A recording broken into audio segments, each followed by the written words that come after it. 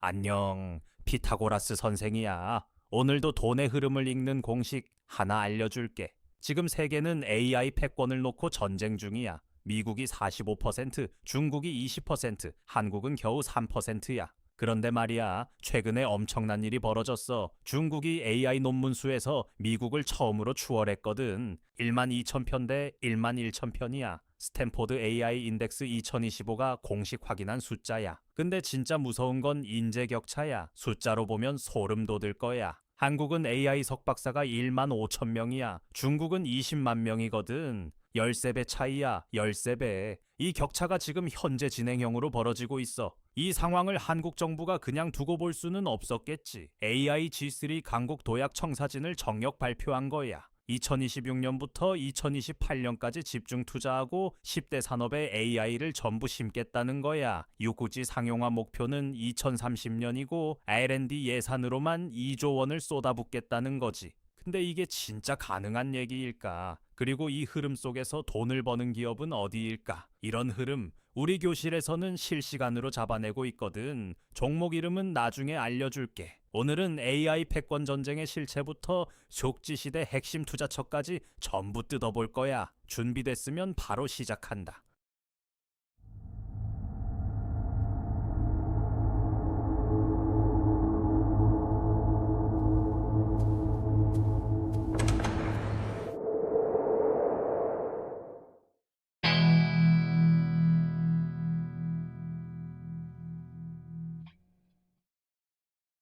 자, 1교시 시작할게. AI 패권 전쟁이 왜 이렇게 심각한 건지 지금부터 알려줄 테니까 잘 따라와. 지금 이 싸움은 단순히 기술 경쟁이 아니야. 경제 패권이고, 군사 패권이고, 미래 산업의 지배권이야. 어느 나라가 AI를 장악하느냐에 따라 20년 후 세계 질서가 완전히 달라지거든. 그래서 이게 돈이랑 직결되는 얘기야. 스탠포드 AI 인덱스 2025 기준이야. 중국이 AI 논문에서 미국을 처음으로 추월했어. 논문 수가 왜 중요하냐면 말이야. 논문 수는 그 나라 AI 기초 체력을 보여주는 지표거든. 논문이 많다는 건 연구자가 많고 투자가 많고 기술 축적이 빠르다는 뜻이야. 10년 전만 해도 중국이 미국을 이긴다는 건 상상도 못 했는데 지금 현실이 된 거야. 논문만 문제가 아니야. 인재도 완전히 밀리고 있어. 한국 AI 석박사 1만 5천 명, 미국 10만 명, 중국 20만 명이야. KISTF 2025 보고서가 직접 확인한 숫자야. 이걸 비율로 따지면 한국이 중국의 13분의 1이야. 농구 코트에서 5명이 65도명을 상대하는 거랑 같은 거야. 한국 AI 박사 중 20%가 해외로 떠나고 있거든. 매년 3천 명이 한국을 등지는 거야. 이유가 뭐냐면 간단해. 미국이나 중국이 연봉을 3배 넘게 쳐주니까 당연한 거지. 한국에서 AI 박사가 연봉 1억 받으면 미국 실리콘밸리 가면 3억이 넘어. 이걸 막으려면 환경을 바꿔야 하는데 그게 쉽지 않거든. 기업 수만 봐도 심각해. 미국 AI 기업이 3,000개, 중국이 4,500개야. 한국은 몇 개냐고 비교 자체가 민망한 수준이야. 근데 이 상황에서도 한국이 절대 지지 않는 영역이 딱 하나 있어. 바로 반도체야. 여기서만큼은 한국이 전 세계 위에 올라서 있거든. 한국한테 유일한 무기가 있어. 바로 반도체야. 특히 HBM 메모리는 전 세계가 한국한테 의존하거든. HBM이 뭐냐면 말이야. AI를 돌리는데 필수인 고대역폭 메모리야. 엔비디아의 AI 칩도 구글의 TPU도 전부 한국산 HBM이 들어가. SK하이닉스와 삼성전자가 전 세계 공급의 90%를 차지하고 있어. 이 한 가지가 한국의 생존 무기이자 최대 기회야. 그래서 이 AI 전쟁에서 오히려 돈이 몰릴 기업들이 있어. 직접 수혜주 3개, 간접 수혜주 2개, 총 5개야. 이름은 3교시에서 전부 공개할게. 일단 2교시 핵심부터 뚫고 가자. 자, 2교시 들어간다. 요구지 시대가 어떻게 판도를 바꾸는지 핵심을 뜯어보자. 1교시에서 AI 전쟁이 얼마나 치열한지 봤잖아. 2교시에서는 그 전쟁의 다음 판인 시쿠찌를 들여다볼 거야. AI와 식쥐는 따로 노는 게 아니야. 둘이 합쳐지는 순간 산업 전체가 재편돼. 격식지가 뭐냐면 말이야. 사부지보다 지연 시간이 1000배 짧아지는 거야. 1밀리초에서 1마이크로초로. 이게 얼마나 빠른 건지 비유로 설명해 줄게. 4G가 달구지라면 A4G는 스포츠카고, 역수지는 빛의 속도에 가까운 거야. 이 속도가 되면 자율주행차가 도로 위에서 0.001초 만에 반응할 수 있어 공장의 로봇 수천 대가 동시에 오차 없이 움직이는 게 가능해지는 거지. 2030년 글로벌 숙지 시장이 1조 달러, 우리 돈으로 1300조 원이야. 여기에 AI가 결합되면 2배로 커진다는 게 GSMA 보고서 전망이거든. 1300조 원이 얼마나 큰 돈이냐면 말이야. 우리나라 1년 예산이 약 600조 원이잖아. 그것보다 2배 넘는 시장이야. 그리고 AI가 붙으면 2600조 원이 된다는 거야. 이 판 안에서 한 조각이라도 먹는 기업이 엄청난 수익을 올리게 되는 거지. 한국 정부가 내놓은 청사진은 6개 축으로 돼 있어. 네트워크, 보안, 데이터, 인재, 산업 접목, 디지털 포용이야. 이 6가지가 동시에 돌아가야 G3가 가능한 구조야. 하나라도 빠지면 전체가 흔들리는 거거든. 투자 기간은 2026년부터 2028년까지 3년 집중이야. 총 예산이 10조 원이니까 이건 진지한 도전이라고 봐야 해. 핵심은 5G 단독 모드 전환부터 시작한다는 거야.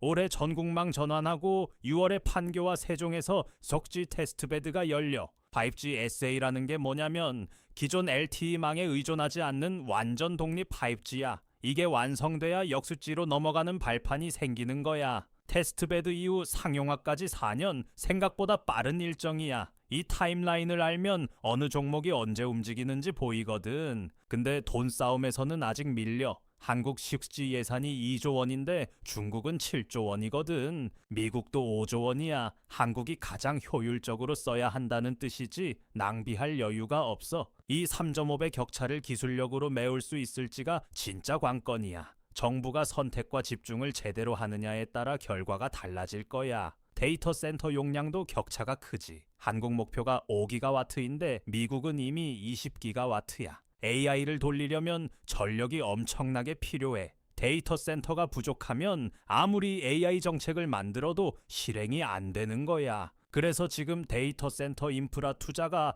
폭발적으로 늘고 있어. 이 흐름을 읽으면 인프라 관련 기업들이 눈에 들어오기 시작하거든. 여기서 잠깐 내가 지금까지 한 얘기를 정리해 줄게. AI 전쟁은 논문, 인재, 기업 수 전부에서 한국이 뒤처져 있어. 근데 반도체라는 결정적 무기가 있고 적지 시대가 열리면 그 가치가 더 커져. 정부가 10조 원을 쏟아붓는다는 건 이 흐름을 절대 놓치지 않겠다는 신호야. 근데 여기서 중요한 게 있어. 이 격차를 한 방에 뒤집을 수 있는 한국 기업들이 있거든. AI 전쟁에서 뒤처진 것처럼 보이지만 반도체 하나로 모든 나라가 한국 손을 빌려야 해. 그 수혜를 직접 받는 기업 이름 3교시에서 전부 공개할게. 시나리오별로 보면 한국이 G3에 성공하면 시장 점유율이 3%에서 10%로 뛰어. 중국 패권 시나리오에서는 30%까지 가고 미국은 45%에서 40%로 살짝 내려가지. 한국 입장에서 가장 현실적인 목표는 10%야. 지금의 3%에서 3배 이상 뛰는 거거든. 쉽지 않지만 불가능도 아니야. 즉지 상용화 타이밍은 한국이 2030년, 중국은 2029년으로 중국이 1년 빨라. 이 1년 차이가 시장 선점에서 엄청난 영향을 미칠 수 있어. 물론 리스크도 만만치 않아. 중국이 여수지 특허를 40% 가지고 있고 미국 수출 규제도 강화되고 있거든. 특허 40%라는 게 어떤 의미냐면 이국지 기술을 쓰려면 중국한테 돈을 내야 한다는 거야. 이게 단순한 기술 문제가 아니라 경제 주도권 싸움이야. 미국 수출 규제는 반도체 장비와 소재에 집중돼 있어. 한국 반도체 기업들이 직접 타격받을 수 있는 부분이야. 그리고 10조 원 예산이 제대로 집행될지도 변수야. 부처 간 협력이 안 되면 30%나 깎일 수 있거든. 3조 원이 중간에 새는 거야. 수도관에 구멍이 나서 물이 줄줄 새는 것과 같아. 그래서 투자할 때 정부 정책만 믿으면 안 돼. 기업 자체 경쟁력을 함께 봐야 하는 이유가 바로 이거야. 자, 마지막 교시야. 아까부터 기다렸지. 수혜주 지금 전부 공개한다. 한 가지만 먼저 말해둘게. 여기서 소개하는 종목은 투자 판단의 참고 자료야. 최종 판단은 항상 스스로 해야 해. 그래도 방향은 내가 확실하게 잡아줄게.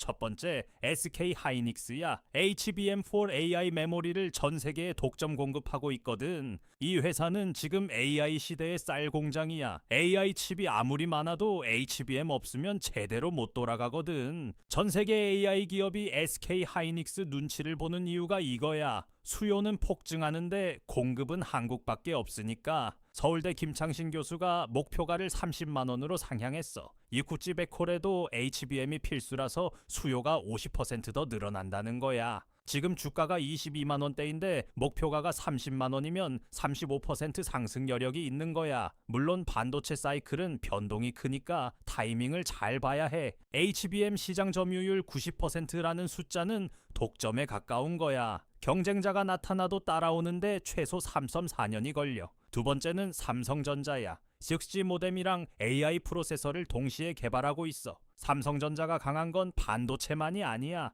6G 통신 장비에서도 핵심 부품을 공급하는 위치에 있거든. 정부의 6G 청사진에서도 삼성이 핵심 파트너로 지목돼 있어. R&D 수주만 1조 원 이상이 예상되는 상황이야. 지금 PER 18배는 글로벌 반도체 기업 대비 저평가 구간이야. 삼성이 이 가격에 있는 건 흔치 않은 기회거든. 세 번째는 KT야.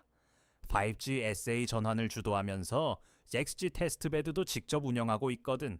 KT가 왜 여기서 중요하냐면 말이야.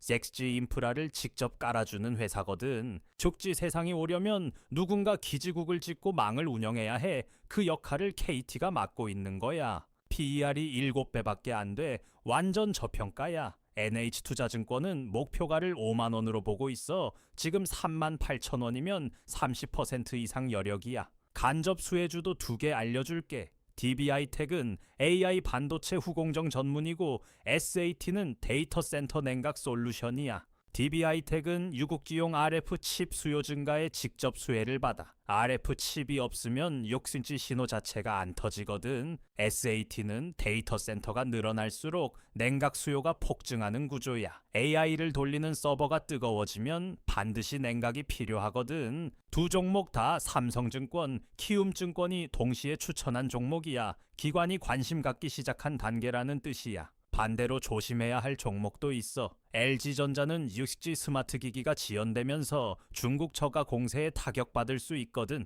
중국이 스마트 기기 시장에서 가격을 반값으로 내리고 있어. LG전자가 역시 제품을 빨리 내놓지 못하면 점유율을 뺏기는 거야. 단기 관점에서는 피하는 게 현명하다는 게 키움증권 의견이야. 좋은 회사지만 지금은 타이밍이 아닌 거지. 시장은 이미 움직이고 있어.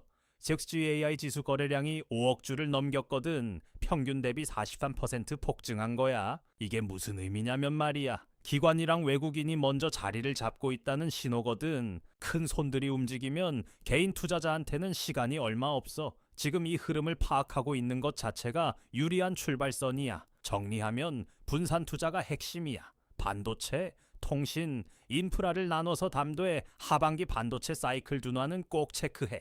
한 종목에 몰빵하는 건 이 시장에서 가장 위험한 선택이야. 6G는 2030년까지 길게 가는 테마거든. 당이 등락에 흔들리지 않아야 해. 6월 테스트베드 결과가 나오는 시점이 첫 번째 기준점이야. 여기서 기대치를 충족하면 본격 상승이 시작될 가능성이 높아. 자, 그러면 이런 흐름 속에서 우리 학생들이 어떻게 접근했는지 알려줄게. AI G3 발표 당일 교실에서 실시간으로 수혜주를 공유하고 바로 대응했거든. SK하이닉스 초기 진입 플러스 18%, KT 저평가 매수 플러스 12%, SAT 테마 선점 플러스 25%야. 이게 운이 아니야. 정책 발표가 나오는 순간 어떤 종목이 움직이는지 먼저 파악하고 있었기 때문이야. 그 정보를 실시간으로 공유하고 즉시 대응한 결과거든. 시장은 하루 이틀 사이에 완전히 뒤집히거든. 지금 이 영상을 보는 순간에도 시장은 움직이고 있어. 어제 하락 공포였던 종목이 오늘 급반등 기회가 되는 게 주식시장이야. 이 속도를 따라잡으려면 혼자서는 한계가 있어.